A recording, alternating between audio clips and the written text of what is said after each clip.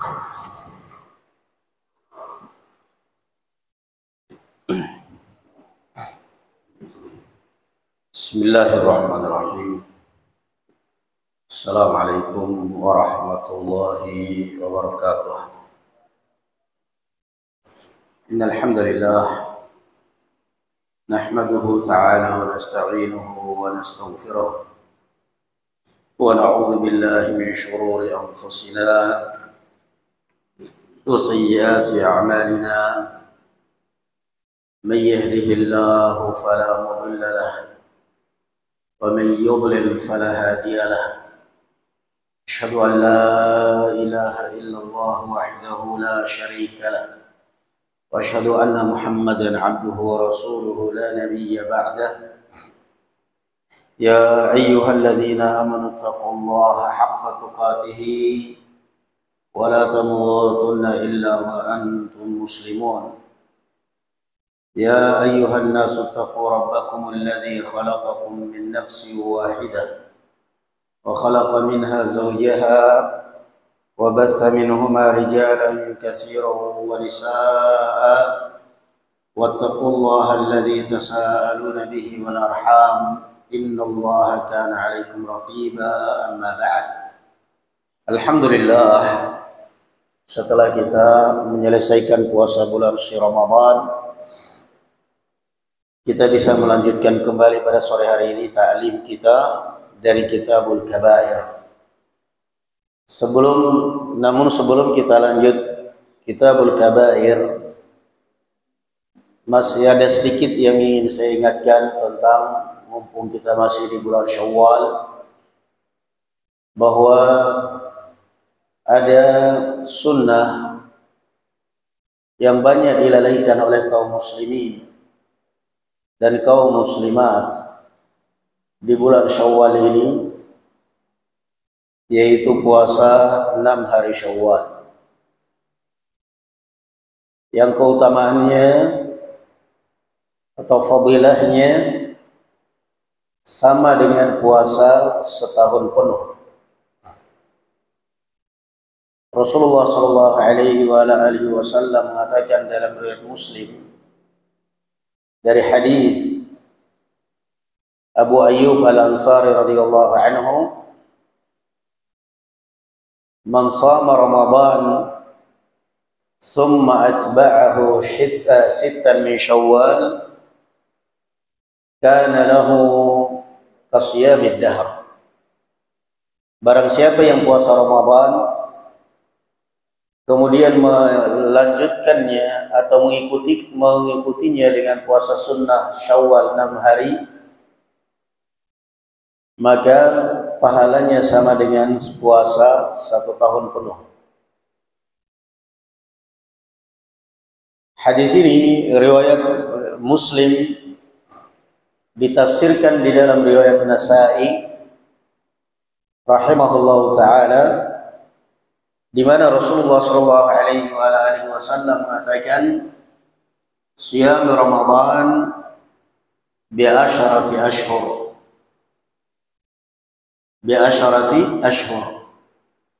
wa siyam 6 ayyamin min Syawal bi 60 yawman." Beliau Rasulullah sallallahu alaihi wasallam mengatakan bahwa puasa bulan suci Ramadan itu pahalanya sama dengan puasa 10 bulan. Karena al-hasanatu bi asyri amsalihha. Karena setiap satu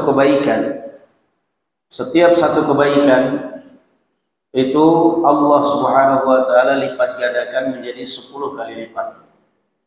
Berarti 1 hari puasa kita hitungannya 10 hari. 10 hari hitungannya sudah berapa hari itu? Maka Rasulullah mengatakan apa? Puasa bulan suci Ramadan hitungannya sama dengan puasa 10 bulan, sedangkan puasa 6 hari Syawal itu hitungannya sama dengan 60 hari. Maka genaplah puasa kita 1 tahun penuh pahalanya. maka jangan mengabaikan atau jangan melalaikan kalau ingin mendapatkan pahala yang besar ini. Dan ini sama dengan salat 5 waktu sehari semalam. Salat 5 waktu sehari semalam kita tahu barakallahu fikum ketika awal diwajibkan 50 kali. Ketika Rasulullah sallallahu alaihi wasallam melakukan perjalanan Isra dan Mi'raj,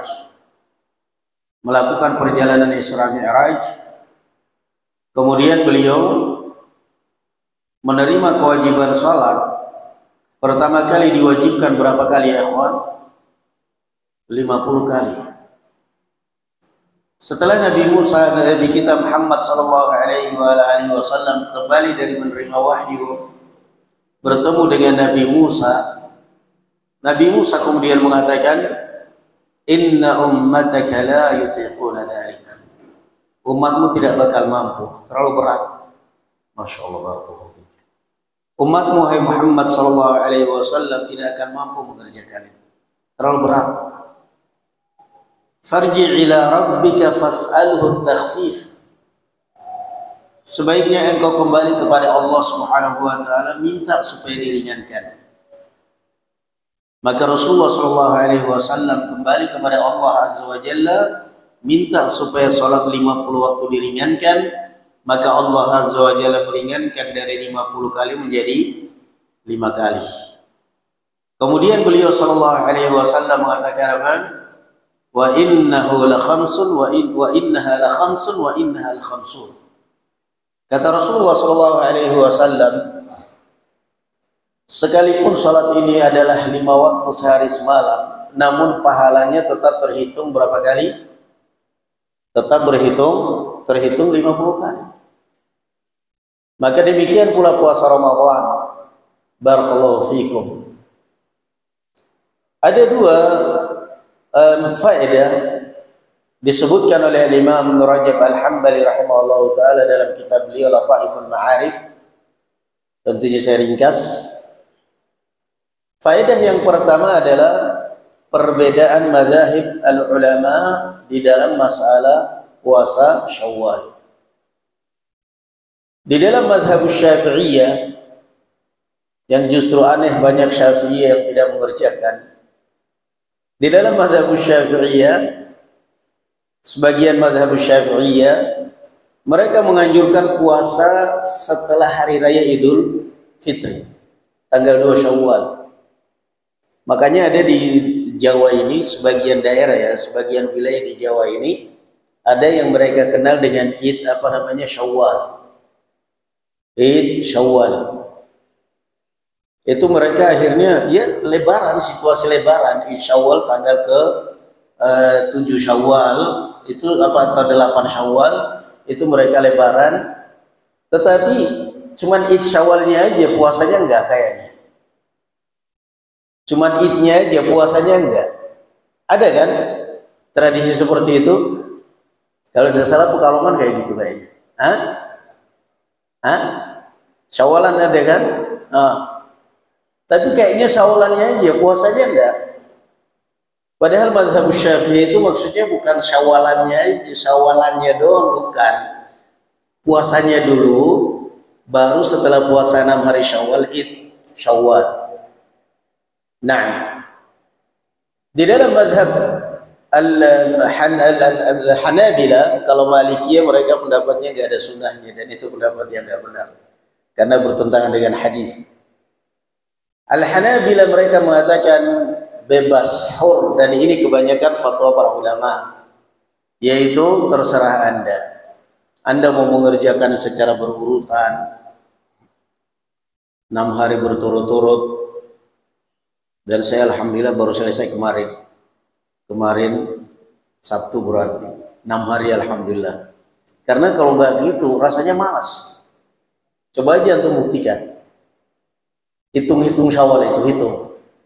Hari ini tanggal 12. Masih lama. Masih lama. Toto nanti tanggal 15 Syawal, 15, 16, masih lama. Tahu-tahu nge-share, ada yang share di grup tanggal 20 Syawal, 20 masih 10 harian. Tahu-tahu nanti ada yang nge-share di grup tanggal 25 Syawal, 24 Syawal, 25 Syawal. Innalillah, pura-pura kaget. 25, aduh, 26, 27, wah nggak cukup. Insyaallah, tobat aja dulu nanti puasa. Kalau sudah ditunda-tunda itu akhirnya malas. Ibadah itu kalau udah ditunda-tunda akhirnya malas. Kalau udah ditunda-tunda itu malas ibadah itu. Makanya kita kalau di Yaman itu begitu. Selama 6-9 tahun kita di Yaman itu seperti itu. Hari ini hari raya Idul Fitri, besok serentak langsung Syawal. Jadi selama 6 hari setelah Syawal itu kayak aneh melihat orang makan, karena lingkungan kita kan santri perkampungan. Jadi kayak kok nggak puasa? Oh iya, ini Syawal. Sampai pokoknya tanggal 7 Syawal udah selesai. 2, 3, 4, 5, 6, 7 udah selesai. Tenang itu. Tapi kalau antum tunda-tunda nggak jadi-jadi.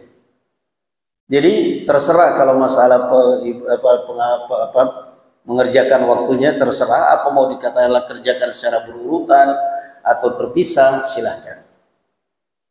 Dalam sebagian madhabul ulama, dan ini juga ucapan Imam Ma'mar bin Rashid dan yang lainnya, mereka mengatakan lebih afdal, tapi ini cuma pendapat, intinya nggak ada masalah. Memilih ayyamul bid. Besok kan tanggal 13 kan? Yang belum puasa usahakan besok puasa. 13, 14, 15. Ini puasa ayyamul bid. Puasa apa? Ayyamul bid itu puasa apa? Puasa mutih. Bid itu kan putih. Putihnya bulan purnama maksudnya, bukan makan yang putih-putih. Puasa ayyamul bid, puasa hari bulan purnama tanggal 13, 14, 15. Lanjutkan 16, 17, 18. Rampung puasa Syawal. Jadi antum bisa dua sekaligus niat ayyamul bid sekaligus apa? Syawal. Besok apa lagi? Senin. Gua langsung dapat 3 pahala. Puasa Senin, ayyamul bid, puasa Syawal. Senin, Selasa, Rabu. Lanjut hari apa lagi berarti? Kamis. Syawal, Kamis. Jumat, Sabtu rampung. Gitu kan aman. Nah, itu faedah yang pertama disebutkan oleh Imam Ibnu Rajab Al-Hambali rahimahullah. Faedah yang kedua ya ikhwan barakallahu fikum, fungsi atau manfaat daripada puasa 6 hari Syawal. 6 hari Syawal ya ikhwan disebutkan oleh Imam Ibnu Rajab Al-Hambali ada 4 faedah. Kurang lebih beliau menyebutkan diantaranya 4 faedah. Yang pertama, bahwa puasa Syawal ini adalah an-nawafil al-qabliyah al-ba'diyah li as-salawat. Kedudukannya adalah ibarat puasa, ibarat salat sunnah ba'diyah. Masya Allah. Kalau antum sebelum salat zuhur apa? Qabliyah dulu kan, salat sunnah kan? Setelah salat zuhur ba'diyah. Maka Rasul sallallahu alaihi wasallam sebelum masuk bulan suci Ramadan, begitu masuk di bulan Sya'ban, beliau puasa tidak? Perbanyak puasa. Aisyah radhiyallahu anha mengatakan, aku tidak pernah melihat Rasulullah sallallahu alaihi wasallam puasa sebulan penuh di luar bulan suci Ramadan kecuali di bulan Sya'ban. Ini qabliyah. Ibarat salat sunnah qabliyah. Nah, kemudian ba'diyahnya Ramadan, kalau antum setelah sholat zuhur, setelah maghrib, ba'diyah, sholat isya ba'diyah, maka ba'diyahnya sholat puasa Ramadan adalah apa ya ikhwan? Puasa Syawal. Ini ba'diyah. Nah, maka ini adalah kan nawafil, kedudukannya adalah ibarat sholat-sholat sunnah yang biasa kita jaga sehari-hari. Pelajaran yang kedua, faedah yang kedua beliau sebutkan bahwa ini adalah faedah daripada puasa 6 hari Syawal ini adalah mukammilat, sebagai penyempurna kekurangan-kekurangan kita di dalam melaksanakan puasa apa? Puasa Ramadan. Nah, kan kita tahu fungsinya puasa salat sunnah qabliyah ba'diyah itu kan fungsinya untuk menyempurnakan apa? Salat-salat wajib kita. Maka sama dengan puasa Ramadan, sama dengan puasa Syawal ya ikhwan, barakallahu fikum, fungsinya adalah untuk menyempurnakan kekurangan-kekurangan puasa kita di dalam puasa Ramadan. Kita yakin ya, kalau masalah kita batal puasa, batal atau tidak batal puasa kita di bulan Ramadan, yakin nggak kita? Hah? Yakin 100% nggak? Batal atau tidaknya loh? Sah atau tidaknya puasa kita di bulan Ramadan, yakin nggak? Hah? Masa sih? Lah sekarang antum yakin nggak kalau antum puasa 30 hari apa 29 kemarinnya? Hah? Udah sebulan aja udah. Antum yakin nggak puasa sebulan penuh kemarin? Yakin kan? Hah? Kecuali kalau yang sakit, antum safar, makan, berarti kan yakin pula bahwa antum tidak sebulan penuh puasanya. Kalau itu kan kita yakin kan? Nah, saya sendiri yakin saya puasa sebulan penuh. Kenapa? Saya nggak batal puasanya sehari. Antum juga begitu. Perempuan yang datang bulan, yakin dia ditanya, kamu berapa batal apa 3 hari, apa 7 hari? Dia yakin kan? Tapi sekarang kalau pertanyaan kedua, siapa di antara kita yang yakin bahwa pahala puasa kita sempurna kemarin? Ada yang yakin? Nah itu pertanyaannya. Harapan kita sempurna kan? Berarti kalau harapan kita sempurna tercapai, bahwa pahala puasa kita sempurna kemarin itu, maka berarti 6 hari Syawal itu adalah bonus derajat surga. Tapi kalau ternyata puasa 6 hari Syawal kita, puasa Ramadan kita kemarin tidak sempurna, maka berarti puasa Syawal ini apa? Sebagai apa? Sebagai penyempurna. Kan begitu fungsinya. Nah, kemudian faedah yang ketiga, barakallahu fikum, disebutkan juga oleh beliau rahimahullah bahwa puasa 6 hari Syawal ini adalah sebagai tanda bahwa Allah menerima amal ibadah atau puasa kita. Kenapa? Hubungannya apa? Ada kaidah di kalangan para ulama, disebutkan juga oleh Imam As-Sa'di ini faedah ini dalam tafsir beliau, bahwa inna min alamati qabulil hasanati al-hasanatu ba'daha. Di antara tanda bahwa Allah menerima amal ibadah kita, amal soleh kita adalah amal soleh yang berikutnya. Faham artinya? Artinya di antara tanda bahwa Allah menerima amal ibadah kita, amal soleh kita, maka kita justru semakin sholat, semakin semangat untuk sholat sunnah. Tanda bahwa Allah menerima sholat wajib kita, habis sholat wajib itu nggak tenang, pokoknya sholat sunnah kita. Semangat lagi. Dan bahkan terdorong untuk sholat malam. Tanda bahwa Allah Azza wa Jalla menerima puasa kita, ibadah puasa kita setelah puasa Ramadan bukan berarti mengucapkan merdeka. Kan takbir Allahu Akbar, Allahu Akbar. Bukan merdeka. Merdeka tidak puasa lagi. Lah. Itu meragukan berarti Anda. Wa inna min alamati raddil hasanati as-sayyi'atu ba'daha. Dan di antara tanda bahwa Allah menolak amal ibadahmu, menolak kebaikan kamu, menolak amal soleh kamu, adalah amalan soleh kemudian kamu susul dengan perbuatan dosa dan maksiat. Begitu selesai Ramadan, bebas, alhamdulillah. Zina bebas, judi bebas, rokok bebas. Wah, alhamdulillah, stres 1 bulan penuh. Nggak bisa merokok di tempat kerja di siang hari. Udah Ramadan go, udah Ramadan, alhamdulillah. Ini pertanda Ramadan tidak diterima, amal ibadah tidak diterima oleh Allah Subhanahu wa taala. Kok bisa seperti itu? Nah, makanya faedah yang ketiga disebutkan oleh Imam Ibnu Rajab bahwa di antara tanda kalau amal ibadah, kalau di antara faedah puasa sunnah Syawal ya ikhwan, bahwa ini adalah pertanda bahwa Allah Subhanahu wa taala menerima amal apa? Amal menerima puasa kita. Menerima puasa kita, menerima salat malam kita, tarawih kita, menerima tilawah kita, menerima amal ibadah kita. Kenapa? Kita bukan berarti berakhir Ramadan patah semangat. Naam.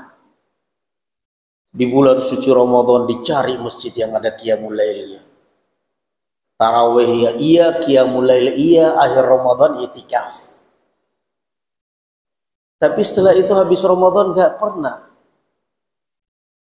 Buru-buru tarawih qiyamul lail, witir aja enggak. Subuh telat.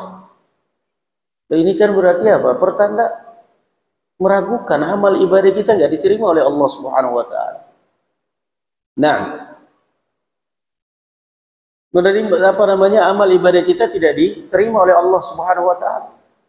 Maka sekali lagi faedah yang ketiga disebutkan oleh beliau bahwa di antara faedah daripada puasa Syawal itu adalah sebagai tanda bahwa Allah menerima puasa kita selama 30 hari atau 29 hari.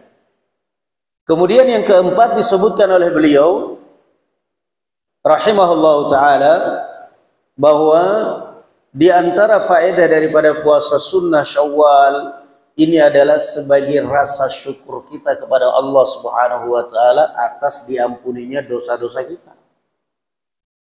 Kan janji Rasulullah sallallahu janji Allah azza wa jalla lewat rasulnya bagi yang puasa Ramadan apa? Man sama Ramadana, antum perbiasakan kalau dengar hadis dari penceramah itu dihafal. Biar lisan kita itu terbiasa coba. Man sama Ramadana imanan wa ihtisaban ghufira lahu ma taqaddama min dzambih. Naam. Jadi afwan kalau pokoknya coba perbiasakan menghafal hadis, tapi dialek Arab, jangan dialek kita. Man shoma ramadhana imanan wa ihtisaban ghufira lahu ma taqaddama min dzambih. Jangan, itu bahasa Jawa bukan bahasa Arab. Kalau bahasa Arab ya dihafal bahasa Arab. Kadang-kadang kita ini hafal bahasa Arab tapi logatnya pakai logat kita jadi rusak. Innamal a'malu binniyat wa innamal likulli imri'in. Nah, janganlah. Jangan. Jadi janjinya janjinya Allah lewat Rasulnya apa? Man shama Ramadhana imanan wa ihtisaban ghufira lahu ma taqaddama min dzambih. Barang siapa yang puasa Ramadan karena keimanan dan keikhlasan, keimanan atas kewajibannya bahwa ini adalah kewajiban saya sebagai umat Islam, wahtisaban mengharapkan pahala dari Allah semata. Nah, makanya setiap amal itu kan harus dua niat itu, kontrol niat. Paham nggak? Imanan ini kan niat, wahtisaban niat bukan? Hah? Perhatikan ya. Di dalam setiap amal, niat itu harus dua. Niat itu harus apa? Harus dua. Niat apa aja? Niat apa? Niat Anda beramal. Niatul amal. Kemudian yang kedua, niat untuk apa Anda beramal. Anda puasa Ramadan, kan Anda yakin itu adalah apa? Kewajiban. Saya umat Islam, saya berkewajiban puasa. Rukun Islam, karena saya diajarin guru rukun Islam puasa itu, maka saya puasa Ramadan.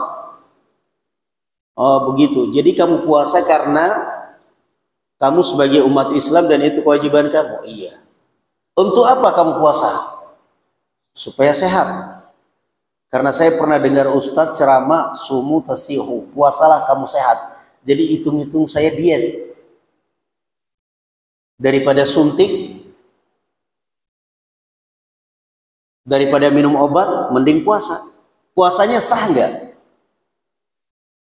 Ini bedanya dua niat ini. Coba jawab pertanyaannya, puasanya sah nggak orang seperti ini? Hah? Sah kan? Karena apa? Karena dia puasa niatnya karena rukun Islam, karena ini kewajiban dia. Diterima oleh Allah Subhanahu wa taala? Hah? Jelas nggak? Diterima. Karena apa? Niatnya bukan karena Allah. Makanya perhatikan hadis itu. Man shama ramadhana imanan. Ini berarti niat apa? Dasar. Ini niat dasar ini. Bahwa niat kamu puasa itu karena Anda beriman, Anda meyakini, Anda percaya bahwa ini adalah rukun Islam dan ini kewajiban saya. Stik, selesai. Kemudian niat yang kedua apa? Wah, tisaban. Niat kamu apa ini? Niatnya untuk mencari pahala dari Allah Subhanahu wa taala, itu baru diterima. Jadi sekali lagi perhatikan, setiap amal niat itu harus dua ini. Niat harus dua, niatul amal, niat min ajlil amal. Untuk apa Anda beramal? Siapa yang Anda tuju dalam beramal? Tanya kepada anak kecil, kenapa kamu puasa? Ya kan wajib, kata Pak Ustadz. Rukun Islam diantaranya menunaikan puasa Ramadan. Oh, jadi itu. Makanya kamu puasa. Itu sebabnya kamu puasa. Terus, biar apa kamu puasa? Biar dikasih es buah sama mama. Karena kalau tidak puasa nggak dikasih es buah. Puasanya sah nggak kira-kira? Sah kan? Puasanya sah. Karena udah benar niat dia, dasarnya udah benar. Dapat pahala enggak? Karena niatnya bukan karena Allah Subhanahu wa taala. Dapatnya apa? Es buah. Cuman yang dapat pahala orang tuanya, karena orang tuanya mau melatih dia. Jadi kembali kita kepada hadis ini, kembali kepada pembahasan kita tadi. Faham ini masalah niat ya? Lihat itu semua kaitannya ada dua, niat itu ada dua. Jadi niat itu bukan semata-mata tinggal satu doang. Antum sekarang berwudu, saya berwudu. Berwudu kan? Kita ini berwudu dapat pahala jelas. Niat karena Allah Subhanahu wa taala, niat ini semuanya. Tapi niat wudunya kita ini untuk apa? Untuk Allah Subhanahu wa taala dapat pahala. Sah dan dapat pahala. Sah dan dapat pahala. Naam. Ternyata kita berwudu karena mungkin anak sekolah misalnya kita suruh belajar. Kalian belajar wudu. Wudu kalian belajar, ayo. Diawasi oleh gurunya. Dan wudunya sempurna. Ya sah wudunya, dapat pahala? Enggak. Karena apa? Dia sedang praktek. Dia sedang belajar, diawasi oleh gurunya. Nah, itu beberapa janji Allah Subhanahu wa taala lewat lisan Rasulnya. Man shama ramadhana imanan wa ihtisaban. Siapa yang puasa Ramadan karena dilandasi keimanan dan keikhlasan. Apa jaminannya? Ghufira lahu ma taqaddama min dzambi. Allah akan mengampuni dosa-dosa dia yang telah lampau. Yang kedua apa? Man qama Ramadan. Man qama, siapa yang menunaikan salat tarawih di bulan Ramadan imanan wa ihtisaban, juga imanan wa ihtisaban. Karena keimanan dan keikhlasan, Allah akan mengampuni dosanya. Yang ketiga hadisnya apa? Man qama lailatal qadri imanan wa ihtisaban, ghufira lahu ma taqaddama min dzambi. Barang siapa yang bangun menunaikan salat ibadah menghidupkan malam Lailatul Qadr karena keimanan dan keikhlasan, akan diampuni dosanya. Nah, berarti sekarang apa ya ikhwan? Kalau kita tahun kemarin kita sudah puasa, iya. Salat tarawih, iya. Iktikaf. Tapi iktikaf ya, bukan numpang tidur. Ada orang daftar iktikaf tapi numpang tidur. Nah, bawa HP, bawa laptop, mainan game di masjid. Ini orang iktikaf atau numpang tidur atau memang minggat dari rumah? Jangan-jangan lagi ribut sama istrinya. Hitung-hitung daripada tidur di pos kamling. Nggak enak dilihat ikhwan. Tapi kalau di masjid kan kelihatan takwa, iktikaf. Kalau benar-benar iktikaf, iktikaf itu yang bagaimana? Yang menghidupkan malam-malamnya. Menghidupkan situasi malam. Menghidupkan itu bukan berarti nggak tidur malam, bukan. Bukan berarti semalam suntuk kita nggak tidur. Itu apa namanya ya susah ya, apalagi kita mungkin bekerja. Tapi makna menghidupkan di situ artinya apa? Artinya situasinya itu hidup walaupun kita tidur, tetapi lebih banyak menghidupkannya. Nah, itu maknanya. Karena Rasulullah sendiri mengatakan, Aisyah sendiri mengatakan apa? Jadda wasyaddal mizar wa ayqadha ahla. Beliau membangunkan keluarganya, berarti kan tidur. Jadi bukan berarti menghidupkan malam-malam di situ maksudnya nggak tidur. Nah, karena ada ikhwan yang kita, ada sebagian ikhwan akhwat yang salah paham. Menghidupkan malam itu nggak tidur. Akhirnya dipaksa dari habis tarawih nggak tidur. Nggak tidur. Tapi kan tetap aja yang namanya badan kita ini itu rileks, spontan. Itu kalau sudah jam 2, jam 12, jam 1 itu spontan apa namanya? Lemas gitu, ngantuk, lemas. Nah, akhirnya karena dia anggapannya nggak boleh tidur, dia bertahan sampai jam 2. Jam 2 giliran sudah mulai qiyamul lail, dia tidur. Udah titip aja pahala ke orang lain. Salah. Mending kamu tidur awal malam jam 10, jam setengah 11 kamu tidur, jam setengah 3, jam 3 udah mulai bangun qiyamul lail. Seperti itu. Nah, itu jaminannya. Jaminan semua diampuni dosanya. Nah, sebagai rasa syukur ini semua, faedah yang keempat, kita kembali kepada faedah puasa Syawal tadi. Faedah yang keempat disebutkan oleh Imam Ibnu Rajab bahwa puasa Syawal ini adalah sebagai rasa syukur kita kepada siapa?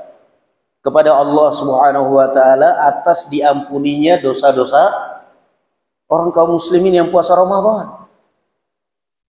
Rasulullah sallallahu alaihi wasallam salat malam sampai apa ya, ikhwan? Salat malam sampai kakinya pecah-pecah. Kakinya bengkak pecah-pecah. Lalu Aisyah bertanya, "Lima fa'alta hadza wa qad ghafarallahu lama taqaddama min dzambik?" Kenapa engkau salat sampai seperti ini? Ini kan nyiksa diri. Padahal Allah sudah mengampuni dosa-dosa kamu kalau seandainya ada. Kenapa Anda begitu? Apa jawabnya Rasulullah sallallahu alaihi wasallam? Dijawab oleh Rasulullah sallallahu alaihi wasallam, "Afala uhibbu an akuna 'abdan syakura." Ini adalah rasa syukur saya. Allah sudah mengampuni dosa-dosa saya, maka sebagai rasa syukur saya kepada Allah Subhanahu wa taala dengan diampuninya dosa-dosa saya ini, maka saya saya salat malam. Maka rasa syukur kita atas jaminan dari Allah bahwa siapa yang puasa Ramadan, siapa yang salat malam di bulan Ramadan, siapa yang menghidupkan malam Lailatul Qadar akan diampuni dosa-dosanya. Maka sebagai rasa syukur kita atas jaminan-jaminan ini semuanya, maka lanjutkan puasa kita dengan puasa apa? Syawal. Jangan tanggung. Jangan tanggung. Naam. Ini sekedar muqaddimah tentang puasa Syawal, barakallahu fikum. Naam, bagi yang belum supaya menyelesaikannya, dan bagi yang sudah supaya juga menyelesaikannya kalau belum selesai, dan bagi yang sudah selesai alhamdulillah bersyukur kepada Allah Subhanahu wa taala. Naam. Dan kalau kita lihat nas hadisnya, Syekh Ibnu Baz rahimahullah taala pernah ditanya bagaimana dengan yang punya hutang Ramadan. Beliau mengatakan al-afdal qada Ramadan dulu. Karena Rasulullah mengatakan nas hadisnya man shoma Ramadan. Siapa yang puasa Ramadan, artinya selesai Ramadan. Kalau ada yang punya hutang Ramadan, maka qada Ramadan dulu aja. Karena kalau Anda meninggal dalam keadaan punya hutang Ramadan, Anda terhitung hutang. Tapi kalau meninggal dalam keadaan Anda Syawal, terhitung Syawal, Anda meninggalkan puasa Syawal, Anda tidak berhutang. Kecuali kata beliau orang yang dalam arti punya hutang banyak dan dia perkirakan kalau misalnya dia qada di bulan Syawal sekaligus puasa Syawal berat atau bahkan mungkin mepet, dia punya 7 hari Ramadan. Sementara Syawal sudah tanggal 20. Kira-kira bisa qadha? Enggak mungkin. 7 hari Ramadan sama 6 hari Syawal jadi 13 hari, enggak mungkin. Nah, maka kalau sudah mepet waktu seperti itu, kata beliau rahimahullah ta'ala, boleh dia untuk mendahulukan puasa Syawal dengan satu syarat. Dengan satu syarat. Apa syaratnya? Fisik sehat. Dalam arti fisik sehat, dia mempunyai sehat, nggak sakit-sakitan. Karena apa? Kalau fisiknya sehat, artinya dia dipastikan kalau 6 hari Syawal selesai, qadha Ramadan bisa kapan saja. Rasulullah Aisyah radhiyallahu anha pernah mengqadha puasa Ramadan di bulan Sya'ban. Nah, dengan syarat fisiknya sehat. Tapi kalau misalnya dia fisiknya sakit, untuk puasa itu dia masya Allah bagi dia emas. Bagi dia puasa, bisa puasa Ramadan itu aja udah emas, udah bagi dia. Maka yang seperti ini dahulukan qadha Ramadan. Nah, baik, itu sekilas tentang puasa Syawal ya ikhwan. Mudah-mudahan bisa Allah Subhanahu wa taala menolong kita semua untuk bisa mengerjakannya. Amin ya rabbal alamin. Naam. Tambahan terakhir sebagai faedah aja. Itu tadi saya pengalaman aja sih. Pengalaman kita di Yaman seperti itu. Hari ini 1 Syawal Idul Fitri, besok serentak kompak langsung puasa sunnah Syawal. Pulang ke Indonesia sempat saya kerjakan itu beberapa tahun lah.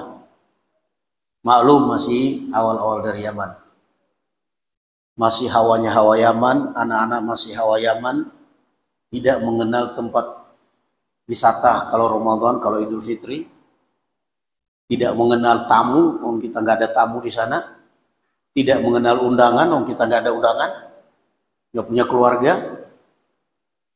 Awal pulang dari Yaman pun hawanya masih hawa Yaman, ya aman aja. Sekitar 2 atau 3 tahun jalan itu ya. Aduh, semakin berat karena ya kayak gitulah. Ternyata di Indonesia kan lain dengan di Yaman.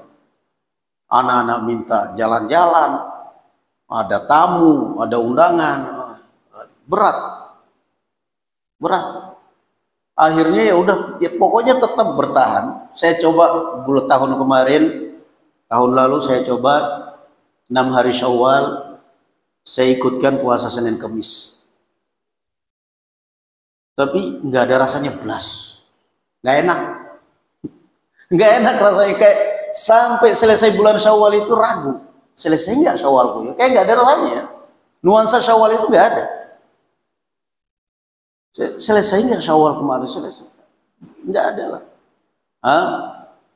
Setelah itu akhirnya tahun ini kemarin, alhamdulillah tadi sudah saya sampaikan tadi, alhamdulillah baru selesai kemarin hari Sabtu, Senin, Selasa, Rabu, Kamis, Jumat, Sabtu, alhamdulillah mulai dari hari Senin sampai Sabtu selesai. 6 hari selesai, itu rasanya luar biasa, kayak itu kembali kita kedua. Akhirnya ternyata memang paling enak dikerjakan 6 hari langsung sekalian. Begitu selesai 6 hari, rasanya hari raya lagi, lebaran kedua. Lega perasaan kita, lega. Jadi memang paling enak seperti itu ya ikhwan, barakallahu fikum. Diajak di rumah istrinya, ayo puasa qadha, kamu puasa qadha Ramadan, saya puasa Syawal. Nanti saya selesai puasa Syawal, kamu puasa Syawal, saya makan enak, kamu masakin, itu aja, dapat pahala dia. Nah, itu tentang puasa Syawal.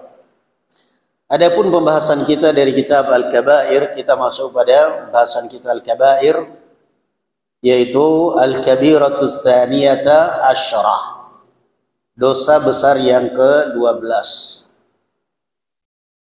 Qala, ini sudah kita bahas sedikit tapi nggak apa-apa kita ulangi. Az-zina wa ba'daha akbaru itsman min ba'd. Dan sebagiannya lebih besar dosanya daripada sebagian yang lain.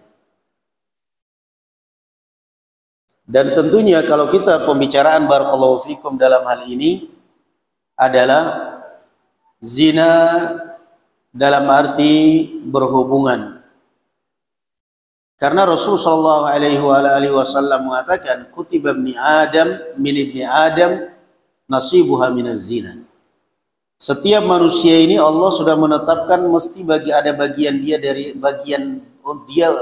anggota tubuh yang berzina. Fal ainan tazniyan. Kedua mata berzina. Apa zinanya kedua mata? An-nazar, melihat. Melihat aurat yang muharramat, zina. Wal udhunani tazniyan, kedua telinga kita berzina. Wa zinahuma as-sama'. Apa itu zinanya telinga? Mendengar. Mendengarkan suara-suara perempuan yang mengundang syahwat. Naam. Kemudian yang ketiga wal yad tazni wa zinahuma al-batsh wal lams. Tangan berzina dan zinanya adalah memegang, menyentuh. Demikian pula kaki berjalan ke tempat zina. Demikian pula barakallahu fikum lisan. Wa yusaddiqu dzalika aw yukadzibuhu, dan yang membuktikan itu atau mendustakannya adalah al-farj, kemaluan. Nah, makanya di antara doa yang diajarkan oleh Rasulullah sallallahu alaihi wasallam kepada Syakal ibn Humaid radhiyallahu anhu arda, Allahumma inni a'udzu bika min syarri sam'i wa min syarri basari wa min syarri lisani wa min syarri qalbi wa min syarri maniyyi.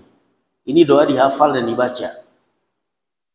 Allahumma inni a'udzu bika min syarri sam'i. Ya Allah, aku berlindung kepada Engkau ya Allah dari buruknya pendengaran saya. Kalau pendengaran kita buruk, maka nggak akan betah mendengarkan yang baik. Wa min syarri basari, dan aku berlindung kepadamu ya Allah dari buruknya penglihatanku. Karena kalau penglihatan kita buruk, maka akan menikmati pada saat melihat yang muharramat, dan tidak akan menikmati pada saat melihat yang halal, yang baik. Allahumma inni a'udzubika min syarri sam'i wa min syarri basari wa min syarri lisani. Aku berlindung kepadamu ya Allah dari jeleknya lisanku, yang suka mengumpat orang, yang suka menghina orang, yang suka menghibai orang. Wa min syarri qalbi, dan aku berlindung kepadamu ya Allah dari buruknya hati saya. Hati itu kan baru mananya suka membayangkan yang negatif, yang dosa-dosa, wal iyadzu billah. Kemudian wa min syarri maniyyi. Yang kelima, dan aku berlindung kepadamu ya Allah dari buruknya maniyyi, yakni syahwatku. Qala Allah Ta'ala, dari sebagian zina atau secara mutlak zina muharram. Namun sebagian zina lebih besar daripada yang lain. Contoh, berzina dengan siapa? Berzina dengan istri tetangga. Yang lebih besar lagi berzina dengan apa? Dengan ibu sendiri, wal'iyadzu billah. Berzina dengan ibu sendiri, berzina dengan saudari sendiri, mahramnya dia, maharim, dengan ipar, dengan tetangga. Kenapa? Mereka ini adalah orang-orang yang dekat. Makanya Rasulullah sallallahu alaihi wasallam pernah ditanya, ya Rasulullah, iyyakum wad-dukhula 'alan nisa. Hati-hati kalian, jangan sembarang masuk ke tempat perempuan. Qalu ya Rasulullah ara'aital ham. Ya Rasulullah, bagaimana dengan ipar? Qala alhamul maut. Kata Rasulullah sallallahu alaihi wasallam, ipar itu adalah maut. Ipar itu adalah maut. Faham kan maksudnya ipar itu adalah maut? Naam. Artinya yang namanya kematian maut dalam arti apa ya ikhwan? Maut itu kan tidak kita sengaja kan? Maut itu kan tidak pernah direncanakan, tidak pernah bahwa ada orang rencana dia ingin mati segera, rencana dia ingin, enggak. Yang namanya maut itu secara tiba-tiba, itulah ipar. Orang kadang-kadang merasa, ini kan ipar saya, ini kan adik saya. Kadang-kadang orang tua juga terlalu, karena bodohnya mereka dengan syariat, jahilnya mereka dengan syariat, kadang-kadang suaminya, kakaknya disuruh antar adik SMA ke sekolah. antar itu nak adikmu ke sekolah. Padahal adiknya istrinya ini lebih cantik daripada istrinya dia. Lebih cantik, lebih lembut. Suaminya kesenangan. Ah, udahlah, kesempatan dalam kesempitan. Haji mumpung. Lama-kelamaan akhirnya selingkuh dengan adik iparnya. Ngamuklah suami istrinya. Wah, ini semuanya. Ya itulah akibat kebodohan tentang syariat. Ipar kita itu bukan mahram. Kalaupun misalnya memang kita berada di keluarga yang memang ya begitulah standar Indonesia ya, biasalah. Nah, kalau kita merasa diri kita bakal terfitnah dengan ipar kita, aduh, ini ipar saya lebih cantik dari istri saya. Sudah gitu tiap hari pakaiannya seperti ini lagi. Tiap hari pakai rok mini, pakai baju lekton di depan saya. Gimana mau kayak bisa sabar seperti ini? Cepat-cepat kamu pamit dari mertua kamu. Ngontrak, ngekos walaupun satu kamar doang.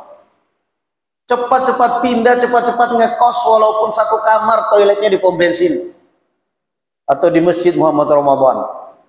Ngekos depan dekat masjid sini. Toiletnya ke sini aja udah nggak apa-apa. Cepat pindah karena pemaut. Bahaya kamu, dalam bahaya, dalam kematian kamu. Sedang digiring pada kematian. Tiap hari ngelihat iparmu yang seperti itu, pakaiannya, maka cepat pindah. Kalau tidak ingin rumah tangga kamu hancur. Naam, alhamul maut. Kata Rasul sallallahu alaihi wasallam. Qala Allah Ta'ala, "Wa la taqrabuz zina. Innahu kana fahishatan wa sa'a sabila." Al-Isra ayat 32. Dan janganlah kamu mendekati perbuatan zina, karena sungguhnya perbuatan zina itu adalah perbuatan fahisyah, yakni besar, dosa yang besar dan jalan yang paling buruk. Yakni wala taqrabuz zina. Apa maknanya jangan kamu dekati zina? Ai la taqrabu asbabaz zina. Jangan sekali-kali kamu mendekati sebab-sebab yang dapat menghantarkan kamu pada perzinahan. Apa aja itu sebab-sebab yang dapat mengantarkan pada perzinahan? Melihat entah itu langsung maupun di handphone, ngintip, yang akhirnya terobsesi untuk berzina.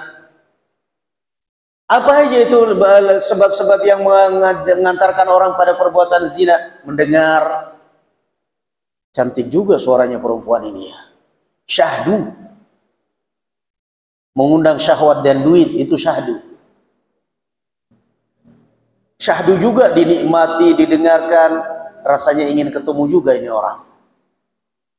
Walaupun nanti begitu ketemu orangnya, la ilaha illallah, tidak seindah suaranya, wajahnya. Tapi tetap kan kamu sudah berjalan menuju zina. Melihat, mendengar, mendekat. Jangan wala taqrabuz zina, karena sungguhnya barakallahu fikum perbuatan zina adalah perbuatan yang muharram, dosa. Karena pertama barakallahu fikum ya ikhwan, akan menyebabkan hancurnya keluarga. Disebutkan oleh Imam Ibnul Qayyim banyak akibatnya. Yang kedua akan menyebabkan hancurnya nasab.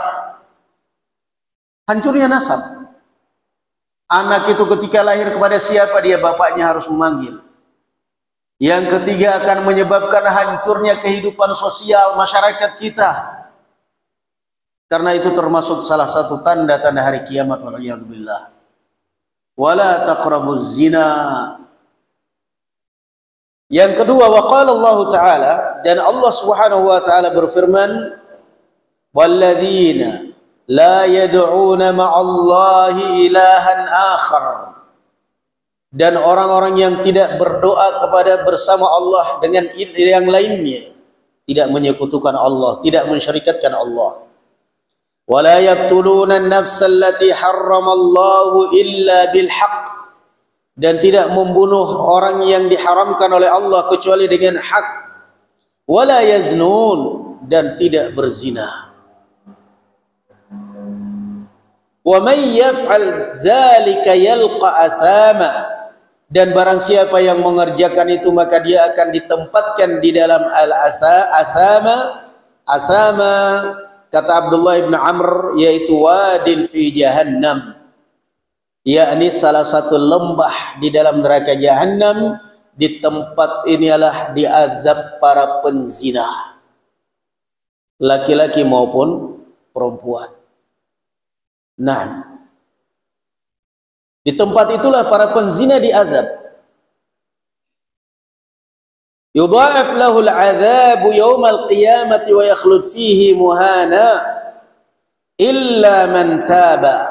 Al-Furqan ayat 68. Akan dipegandakan azabnya, mereka kekal di dalamnya dalam azab yang sangat hina, kecuali kalau mereka bertobat di dunia. Siapa ini yang diazab oleh Allah Subhanahu wa taala? Az-zunah waz-zawani, di antaranya para penzina. Di dunia sudah diazab, di akhirat juga, wal iyadu billah. Di akhirat juga, wal iyadu billah. Di masyarakat kita ini subhanallah seakan-akan yang namanya zina itu hal yang remeh bagi mereka. Mereka menganggapnya itu jajan.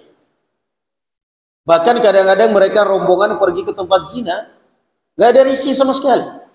Bahkan istrinya tahu kalau dia berzina, kadang-kadang gak apa-apa. Dan ini adalah musibah. Istrinya tahu dia berzina, gak apa-apa.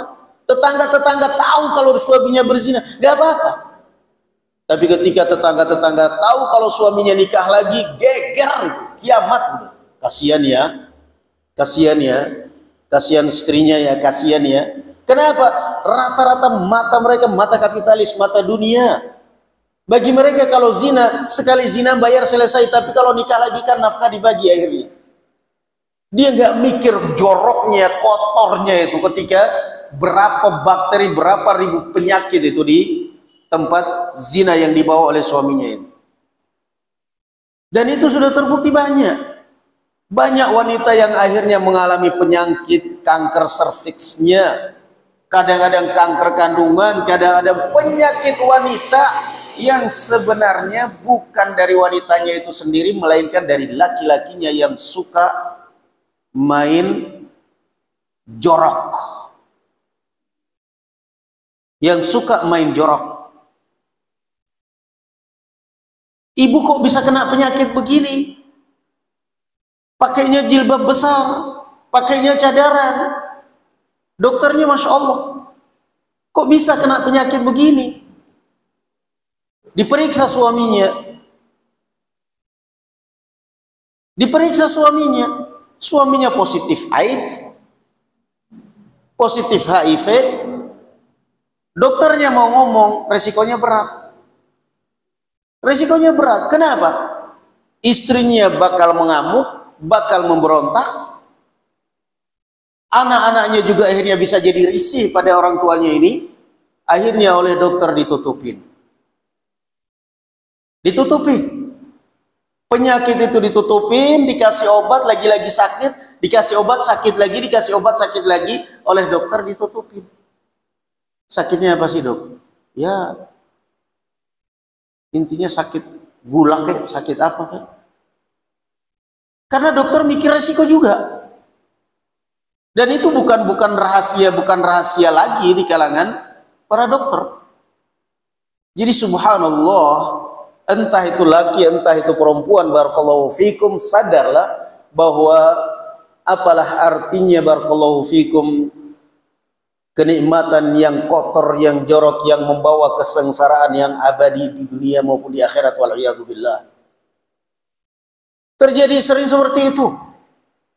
Wanita akhirnya terpaksa harus menderita penyakit berat, penyakit yang sangat mengerikan. Raja singa, singanya aja udah ngeri, ini rajanya, AIDS. Bukan kelakuan si wanitanya ini, bukan. Bukan karena wanita yang salah, bukan. Suaminya, lakinya yang suka wal'iyadzubillah bermain jorok, bermain kotor. Nah, bermain jorok, bermain kotor. La haula wa la quwata illa billah. Maka yang seperti ini juga bisa jadi azab atas keluarga ini tadi yang tidak mengindahkan hukum-hukum Allah Subhanahu wa taala, yang meremehkan hukum Allah. Dia tidak bisa menjaga suaminya. Dia tidak bisa menjaga suaminya. Padahal semestinya dia bisa menjaga suaminya dengan dandanan dia, dengan penampilan dia, dengan kelembutan dia, dengan pelayanan dia, melayani suaminya, berusaha membahagiakan suaminya. Kalaupun suaminya sopir truk, sopir bus, dia bisa bahagiakan. Mungkin dia bisa terus ketika suaminya istirahat dia memberikan servis yang terbaik. Atau misalnya kalau suaminya seminggu di Pemalang, misalnya seminggu di Jakarta, dia tinggal di sana, dia tinggal di sini, mungkin lebih baik saya tidak ridho kamu berzina. Bagi saya kalau kamu berzina, pulang ke rumah berhubungan dengan saya anggap kamu najis, jorok, kotor, risih. Saya nggak mau. Kamu daripada berzina di jalan, daripada berzina di tempat-tempat lokalisasi, saya mengizinkan kamu nikah dengan wanita yang halal, yang bersih. Itu lebih terjamin penyakitnya. Itu kalau wanita apa? Waras. Itu kalau wanita waras. Kalau wanita yang nggak waras, nggak apa-apa. Yang penting botolnya dibawa pulang. Na'udzubillah. Itu wanita nggak waras. Nggak apa-apa airnya tumpah di jalan, yang penting botolnya dibawa pulang. Tapi penyakitnya, AIDS-nya, spilisnya, na'udzubillah. Ini wanita na'udzubillah. Dia nggak mikir kecuali pokoknya yang penting saya dapat duit. Hanya duit aja yang dia dapatkan. Apa artinya duit kalau sakit-sakitan? Duit itu pun nggak seberapa setorannya. Oh, kerjanya cuma sopir kok. Seberapa coba? Kalau dia adalah wanita yang waras, wanita yang baik, terserah Pak, pokoknya Bapak nyopir, saya setia menanti Bapak. Saya tidak pernah selingkuh, saya wanita yang baik. Sebelum nikah pun saya selalu menjaga kehormatan harga diri saya. Saya semenjak nikah pun tidak ada laki-laki yang menjamah saya, tidak ada laki-laki yang menggauli saya, mau berhubungan kecuali dengan Bapak. Tolong Bapak kerja sebagai sopir truk, sebagai sopir bis, jaga diri. Saya tidak ribut. Saya nggak ribut. Paling tidak laki-laki itu akan mikir risih itu seperti itu. Dia akan terngiang-ngiang terus dengan suara istrinya, dengan pesan istrinya. Bapak pergi selamat di jalan, saya doakan. Di rumah Pak mudah-mudahan rezekinya lancar. Saya doakan selalu Bapak pergi beriring doa. Tapi yang jelas ingat satu hal, Bapak banyak zikir dan saya tidak ridho kalau Bapak berzina. Kalau Bapak berzina saya anggap berarti Bapak jorok, kotor, najis. Saya nggak akan. Saya tidak akan. Saya tidak ingin Bapak pulang ke rumah membawa penyakit. Lebih baik Bapak pulang bawa duit hanya 50.000 dalam 2 hari kerja, atau bahkan nggak bawa duit tapi sehat, daripada pulang bawa duit jutaan, ratusan ribu tapi bawa penyakit. Saya nggak mau. Itu kan aman kalau wanita seperti itu. Paling tidak laki-laki pun akan ngerem. Paling tidak laki-laki akan mikir. Kalaupun dia tidak takut kepada Allah, kalaupun dia tidak punya agama, paling tidak dia akan mikir. Istri saya sudah berpesan. Istri saya Masya Allah setia banget dengan saya. Pokoknya kapan Bapak pulang servis 100% untuk Bapak. Yang penting satu syarat saya, jangan sampai di jalan. Kan enak seperti itu. Tapi kadang-kadang wanita itu sendiri yang memberikan motivasi, yang cuek dengan suaminya, sehingga suaminya berzina pun akhirnya dia nggak mikir. Nggak mikir, kenapa? Istrinya nggak pernah ngancam, nggak pernah ngingatin, nggak pernah. Wal'iyadzubillah. Ini ya ikhwan barakallahu fikum, 2 ayat Al-Quran tentang haramnya zina. Nas'alullah as-salamata wal-afiyah. Walhamdulillahirabbil alamin. Subhanakallahumma bihamdik, asyhadu an la ilaha illa anta astaghfiruka wa atubu ilaik. Assalamualaikum warahmatullahi wabarakatuh.